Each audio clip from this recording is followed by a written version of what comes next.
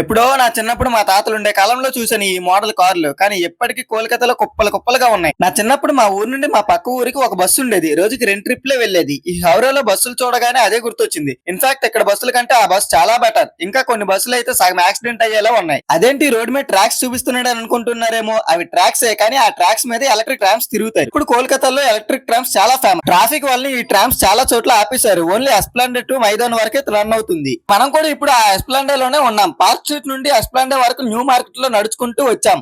అలా తిరిగి వచ్చాక ఇక్కడ ఎక్స్ప్లాండే బస్ స్టేషన్ దగ్గర సర్బత్ తాగడానికి వచ్చాం. ఫస్ట్ ఈ డ్రింకులు చూడగానే 7up అనుకున్నాను, కానీ అవి 7up కాదు, బెంగాలీ డ్రింక్స్. అతనికి ఒక 2 సర్బతులు చేయమన్నాను, డిఫరెంట్ ఫ్లేవర్ వి. ఫస్ట్ 2 గ్లాసులు తీసుకుని అందులో కాస్త నిమ్మకాయ నీరు, ఆ తర్వాత కొద్దిగా పంచదార నీరు, దానిలో కొద్ది సాల్ట్ అండ్ లాస్ట్ కూలింగ్ కోసం ఐస్ వేశారు. డ్రింక్స్ కున్న సోడా కప్పులన్నీ ఇతను రోడ్ల మీద తొల్లేస్తున్నారు. ఫస్ట్ ఒక గ్లాస్ లో బెంగాలీ డ్రింక్ కలిపి ఇచ్చేశారు. ఈ గ్లాస్ ఒకటి 25 రూపాయలు. బెంగాలీ డ్రింక్ తో చేసిన సర్బత్ మాత్రం చాలా బాగుంది, ఎక్సలెంట్. కింద ఏముందో తెలియదు, కానీ ఆ మిషన్ లో నుండి గ్యాస్ కలిపిన వాటర్ ఇంకో గ్లాస్ లో వేసి ఇచ్చేశారు. అదే మన రెండో ఫ్లేవర్ సర్బత్ కోసం. ఈ గ్లాస్ 15 రూపాయలు. దీని టేస్ట్ మాత్రం అంతగా బాలేదు.